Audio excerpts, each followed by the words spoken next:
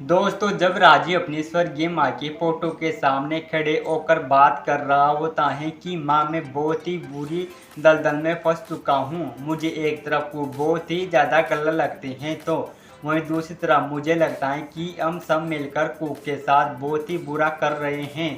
और कुक भी अपनी जगह सही है। इसलिए मैं दिल की सुनूं या दिमाग की सुनूं, मुझे कुछ समझ में नहीं आ रहा है। माँ, मुझे भी रास्ता दिखाए ताकि मैं किसी के साथ बुरा नहीं होने दूँ।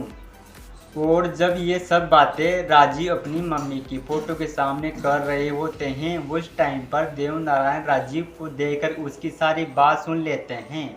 और देवनारायण सोचने लगते हैं कि अब वो टाइम आ गया है जब राजीव सही और गलत में अच्छे से फर्क नहीं कर पा रहा है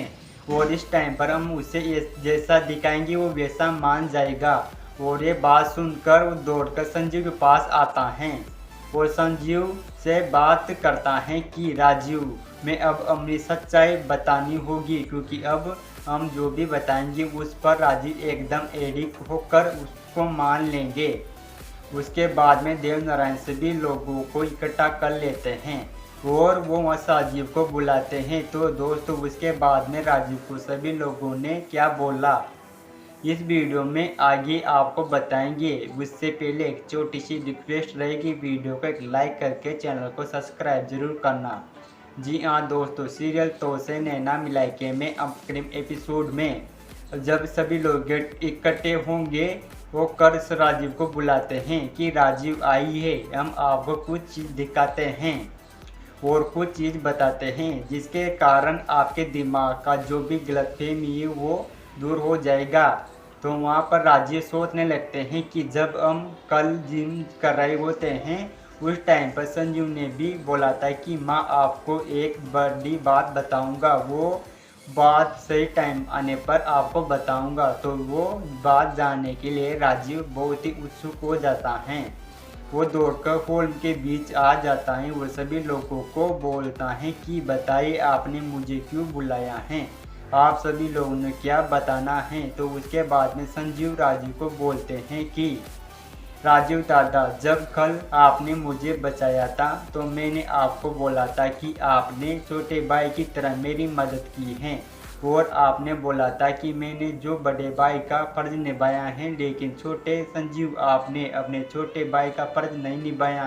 है। तो दादी माँ, आपको बताना चाहता हूँ कि मैंने छोटे भाई का फर्ज निभाया है और वो इसी टाइम पर आपको बताकर मैं प्रूव करने वाला हूँ कि उसके बाद में संजीव राजू को प्रूव बता देता है कि ना तो उसकी शादी कू के साथ हुई है और वो ना ही वो कभी शादी करने वाला है। उसको बीच में ओनली देवर और भाभी का ही रिश्ता है और वो इसलिए है क्योंकि कू के साथ आप सभी गलतफहमी की वजह से, आपकी गलतफहमी की वजह से बहुत ही बुरा हो रहा था, इसलिए मैं कू को इंसाफ दिलाने के लिए आपके पास आया था। और चैनल भवन में ऐसा ड्रामा और साजिश रची है और जो सिद्धू हैं उसको भी हमने जानबूझकर चैनल भवन में बुलाया हैं ताकि हम जैसे तैसे करके आप सभी लोगों की आंखों खोल दे सके और जो कू का इस घर में अधिकार है वो अधिकार हम कू को दे सके। साथ ही जो फर्जीवाड़े से यहाँ पर हंसनी घर में घुसी हैं उसका अब पर्दाफाश करके उसको बहुत ही जल्द चैनल परिवार से धक्के मारकर बाहर निकाल दे। तो ये सब प्लानिंग करके हमने ये प्लान करके इस चैनल भवन में कदम रखा था और आज वो आखिरी पड़ाव है और आपके सामने सब कुछ है। तो आपको डिसाइड करना होगा कि आपको उसके साथ रहना है या जो फर्जीवाड़ा करके अंशनी आपके करीब आए हैं और करीब आने की कोशिश कर रहे हैं, को अपने रास्ते में अटाकर उसके साथ रहना ये या तो आप राजीव क्या फैसला लेते हैं वो तो कल वाले एपिसोड में पता चलने वाला है। तो इस प्रकार की सभी अपडेट के लिए आप हमारे चैनल से जुड़े रहिए।